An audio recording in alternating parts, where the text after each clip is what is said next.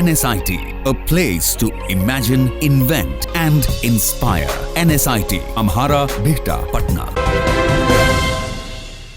नमस्कार, आप देख रहे हैं सिटी पोस्ट। मैं हूं अभिषेक मिश्रा। किसी शायर ने लिखा है, दिए बुझाती है, शोलों को भड़काती है, आंधी को भी दुनियादारी आती है। कमजोरों के मुकद्दर में हर परेशानी होती है और जो लोग सक्षम होते हैं वे कई परेशानियों से बचे होते हैं। अमीर और गरीब की नियति कई मायनों में तय होती है। बहुत कुछ फिक्स होता है अमीरी और गरीबी में, ऊपर वाला सब कुछ नहीं लिखता।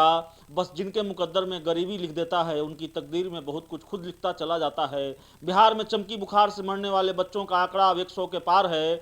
120 बच्चों के मरने की खबर है। चमकी ने भी गरीबी को पहचाना है, इसलिए गरीब परिवारों के बच्चों के हिस्से मौत आई है। बुखार के बहाने सरकारी दावों की कलई खुली है। दरअसल बुखार तो बहाना था, मौतों को सरकारी दावों की हकीकत बताना था। जिन बच्चों की मौत हुई है या फिर जो चमकी से पीड़ित हैं और जिंदगी और मौत से जूझ रहे हैं, वे बेहद गरीब परिवारों से आते हैं और आम तौर पर कुपोषण के शिकार होते हैं।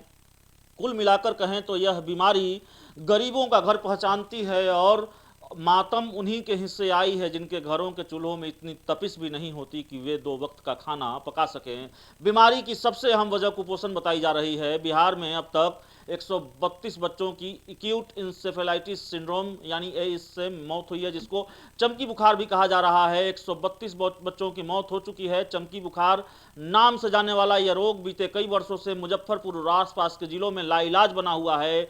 हर वर्ष बहुत मासूम बच्चे असमय मौत के आगोश में समा जाते हैं। इस बीमारी का लक्षण यह है कि तेज बुखार, शरीर में ऐंठन, गले में दिक्कत के लक्षण के साथ सही इलाज नहीं हुआ तो चंद दिनों में ही बच्चों की जान चली जाती है। बिहार में मौत का दूसरा नाम बन चुके चमकी बुखार ऐसे ही कहर बरपा रही है। कुछ साल पहले तक इस बीमारी का जिम्मेदार मच्छरों को माना जाता था, लेकिन बाद में हुए परीक्षणों से पता चला कि कई मामलों में जल जनित एंटेरोवायरस की मौजूदगी थी। वैज्ञानिकों ने इसे एईएस यानी एक्यूट इंसेफेलाइटिस सिंड्रोम का नाम दिया। हालांकि ये सवाल अब एक गुत्थी की तरह है कि क्या ये बीमारियां कुछ खास जगहों पर ही बच्चों को अपना शिकार बनाती हैं।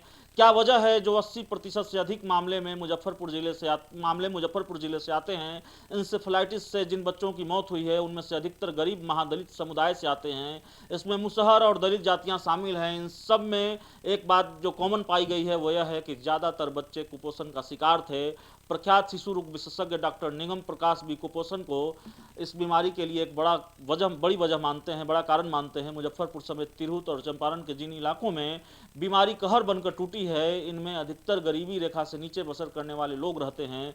मुजफ्फरपुर के मुसहरी, कांटी, मीनापुर और मोतीपुर जैसे इलाके में एईएस का अधिक प्रकोप है। वहीं सीतामढ़ी के रुन्नी, सैदपुर, वैशाली का कुछ इलाका, समस्तीपुर और पूर्वी चंपारण के लीची बेल्ट में इस बीमारी ने अब तक सबसे ज़्यादा बच्चों की जान ली है। सैकड़ों बच्चों की जान गई है। इसका दायरा बढ़कर अब शिवहर और वैशाली के 2 ब्लॉक में भी पहुंच गया है। इन इलाकों में अगर कुछ कॉमन है तो वह गरीबी और कुपोषण की समस्या है। मुजफ्फरपुर के लोग ओवरऑल 24% लोग गरीबी रेखा से नीचे आते हैं, लेकिन मुसहरी, कांटी, मीनापुर और मोतीपुर जैसे इलाकों में यह आंकड़ा बढ़कर 40% के पार हो जाता है। जाहिर है इन इलाकों में कुपोषण एक बड़ी समस्या है। बढ़ती गर्मी के बीच बच्चों के पोषण से जुड़ी योजनाओं की जानकारी और प्राथमिक स्वास्थ्य केंद्रों में बीमारी से निपटने के इंतजाम नहीं होने के कारण भी मौतों की संख्या में लगातार वृद्धि होती जा रही है। गौरतलब है कि इस बीमारी में ग्लूकोज का स्तर अचानक गिरने की स्थिति उत्पन्न हो जाती है, जिससे हाइपोग्लाइसेमिया का कहा जाता है। इस दौरान शरीर रिजर्व ग्लूकोज का इस्तेमाल करता है, लेकिन कुपोषित बच्चों के शरीर में रिजर्व ग्लूकोज नहीं रहता है। ऐसे में आधे घंटे की भी